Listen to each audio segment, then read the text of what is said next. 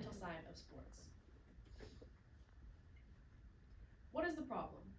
Too many athletes across Canada struggle with mental health related to or caused by their sport.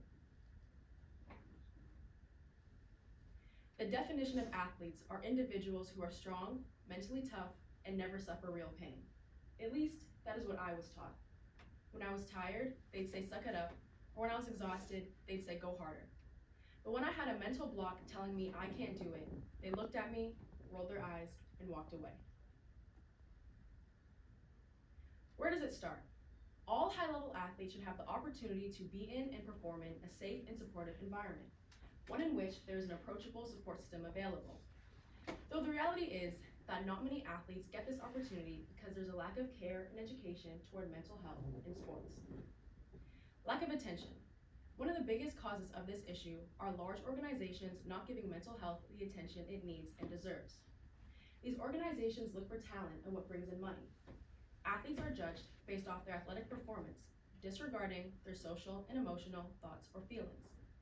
The importance of the mental side of sports has no exposure by these organizations to let athletes know that it is okay and fully acceptable to feel or think these doubtful thoughts.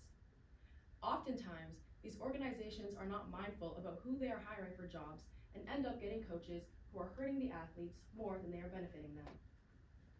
Unsupportive and untrusting coaches. Athletes undergo excessive pressure to perform at a high level while enduring a harsh training schedule and are more than often surrounded by unsupportive and untrusting coaches. Training at an intense level not only causes physical fatigue, but emotional and mental fatigue as well.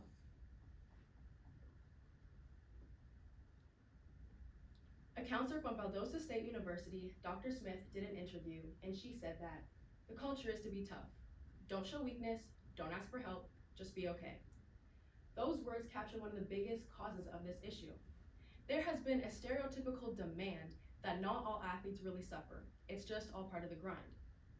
This mentality is being encouraged from coaches, and this leads athletes to be mistaken and believe that they are weak and should not ask for any help when faced with mental adversity. An experiment done on Olympic-level athletes by Canadian university professors found that 41% of all athletes across the nation struggle with a mental disorder related to their sport. More specifically, 31.7% struggle with depression, 18.8% struggle with general anxiety, and 8.8% struggle with an eating disorder. These facts are not a perception of weakness, but that is what they seem to be, all because mental health in the sports industry is not normalized. There is a fine line between pushing past your current potential and pushing past your bodily and psychological limits. The sad reality about this topic is that many amazing human beings take themselves out of their sport, or in worst cases, they take their own life. That is why it is so important that we are able to identify the difference between the two. One of the most inspiring stories is from Hannah Hall, a Canadian basketball player who played for Team Canada in Division I basketball at the University of Buffalo. Hannah experienced years of trauma with an eating disorder and recently spoke up about her battle through an article, Someone Like Me. She said that it wasn't scary at the first because she didn't know what was wrong with her. All she knew is that she wasn't proud of who she was. It is one problem to live with an illness and know what is going on. It is a completely different problem to live with an illness and not be aware of its occurrence. When Hannah was asked the question why she chose to speak up about her topic now, she said, "Because if only I'd known." This was my first thought when asked this question time and time again. If only I had known these things, I wonder what my life would have looked like. Hannah explains she could have saved herself years of trauma and grown to be a potential Olympian if she knew what was going on in her head. She signifies the importance of mental health because that can help save other athletes across the nation. Solutions. Awareness. One of the most modern day solutions to making a change is through bringing awareness, because people gain a sense of comfort and relation when they find out that someone else is experiencing something similar to them. However, bringing awareness can only go so far. With awareness, there'd be a realistic number as to how many athletes truly struggle with mental health. But now, what to do with this knowledge? There is still no real solution to solving this problem.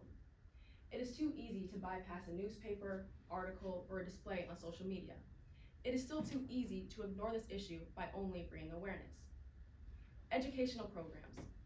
Athletes protect their body through workouts and rehab, so they should also be given the same opportunity to protect their minds through educational programs.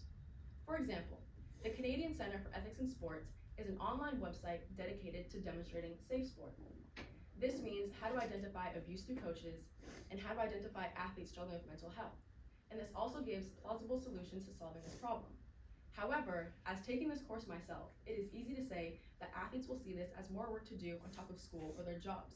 These courses require lots of focus, and athletes may not want to take this course or take it and end up not paying attention to it, thus not gaining any additional knowledge or taking advantage on their mental health. Better coaches. Coaches play a key role on a team and influence athletes' mentality. It is great to have a coach with many accolades and achievements, but it is just as important for those coaches to be genuinely kind human beings. The athletic administration should dig deeper into who the coaches are as a person. After doing the usual interview process, they should find out what the coach's best intentions are for their athletes. However, this is a very strong demand and is probably not realistic. A coach's job is to win. They are not obligated to have a strong relationship with their athletes. And at the end of the day, winning is winning. If a coach does this, then they are more inclined to keep the job that they have. These solutions are a great start, but they will not meet the end goal. My solution is having mental health coaches as part of a team staff. Mental health coaches provide hands-on support and personal feedback. In order to get the title of a mental health coach, some sort of prior education in behavioral modification or psychology is needed. Thus, with this knowledge, these mental health coaches are able to identify an athlete struggling with mental health before they realize or admit it to themselves. These coaches conduct their own style of practice, making them an active member on a team. This requires no extracurricular work for athletes to do. This is an affordable addition, one in which large organizations should be willing to provide the means necessary for this job and prioritize this staff position just as much as any staff position on a team. I conducted a survey on a variety of athletes across Canada, and I asked the question, do you think you would benefit from having a mental health coach as part of your team? 81.5% said yes, 16.5% said maybe, and only 2% said no. I sent this survey out to over 100 athletes from being part of our national team to a freshman in high school, and this included sports such as basketball, soccer, volleyball, track and field, and gymnastics. Evidence shows that these athletes personally believe that they would benefit from a mental health coach on their team. Needless to say, there is a need for more support and education toward mental health in sports. Linda Flanagan, who is a freelance writer, said that within the next decade, more than 60% of all athletes across Canada will be struggling with a mental disorder if we continue at the rate which we are at now. It is easy to say that at one point, sports in Canada can be known for its lack of care toward mental health. However, not all hope is lost, and there is still time. Mental health coaches are beginning to make an appearance on Olympic teams. This may be the single inspiration needed to include mental health coaches on other teams throughout the program. Slowly but surely, changes can be made and athletes can be saved. It is only a matter of doing what it takes to make the change. Here's my works cited. Thank you.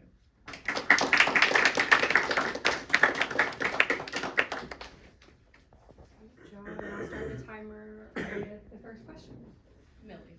Why do you think teams haven't been including mental health coaches on their teams thus far? Because I just feel like the mental side of sports, they don't really think about it in that way. I feel like these organizations, especially in Canada, being a part of Team Canada, they assume that we don't really go through things, and we just rely on the physical side of sport, and they just don't give attention to the mental side of it. Sid. Do you think it should start when you're young, like when your parents first make you play a sport? Like, do you think they should educate their kids then on knowing that mental health in sports matters, or do you think they should learn about it as they get older? I think educating them when they're young will make the biggest impact, and then gradually, as you get older, once you start experiencing those things, I think just increasing the knowledge, but definitely start when they're young. Bailey. how do you notice, like, in yourself, like, changes that you, like, pick up on when your, your teammates, your classmates, with their mental health due to the project you're learning about? So yeah, actually this past summer, I had to witness one of my teammates really struggling with mental health. And so I was talking to her throughout this project, and she said to me that if there was someone there for her, that would have made her experience this summer a lot better, and that really would have relieved her. Dr. Kennedy. Do you think there's a role being played by organizations like AAU or some of that? I used to work at a school that had a postgraduate basketball program, pushing a lot of people through, and there's a lot, we saw big issues with the AAU program and things like that, and Netflix has done things like the At All Cost documentary highlighting external sponsorships and all that. Do you see that having impacts or having changed how sports works a lot compared to, say, a generation ago when that wasn't as big a deal? Yeah, I definitely think that that changes the way people look at sport, especially with like media and everything. It's very glamorized, and sometimes that takes away from what it really is. And I do think that plays some part in why there is no attention toward mental health in sports, because that's not being demonstrated. Because I know the Netflix documentaries I saw talked a lot about how the shoe sponsorships made so you had to win because you needed coaches who succeed with that. They got more sponsorships, and so everything came to be about the money, and the kids kind of got forgotten about Yeah. most of it. Yeah, that's definitely one of the biggest problems, because at the end of the day, a sport is a game and it should be fun. And although when you get to a higher level, it is your job, sports is sports, and we are all human. So, Ms. B. Do you find in your experience as a student, in your affiliation with Team Canada, do you find that players have the opportunity to speak up about these concerns and bring these to coaches and organizations, or is it more of a don't ask, don't tell? So Canada basketball specifically is definitely trying to make athletes feel more comfortable, but currently I know we haven't reached that point yet. Canada basketball is directly associated with the Canadian Center for Ethics in Sports, and we are required to take that course. So they're definitely trying to get us to that point, but we're not there yet, but there is an attempt. Ms. Rose? So, where in your research did you find that using a mental health coach would be a successful solution? What research did you find that supports that? It was when I was looking for the causes of this issue, and it was oftentimes athletes feeling that they didn't have someone to go to, and family members can help sometimes, but when you're there in that moment, you really want someone that can see what you're going through, and yeah, that's where I found that a mental health coach would be a solution. Millie? How well do you think players would work with a mental health coach? I think players would work really well with one. Usually athletes have a great bond with their athletic trainer, because you go there when you're hurt and you just have casual conversation. So I think they would still have that bond, and maybe even a stronger bond when talking about their mental health with a coach. Angelica? Do you think players will, if there is a mental health coach, do you think some players won't use it and use it as a thing that they're being weak? Like, you have a mental health coach and it's on staff, but players don't use it because they think it's a weak thing.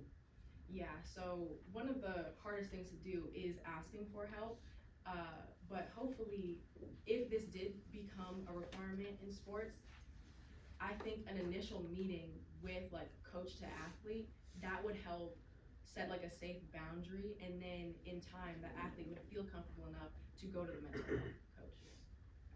Okay, that concludes the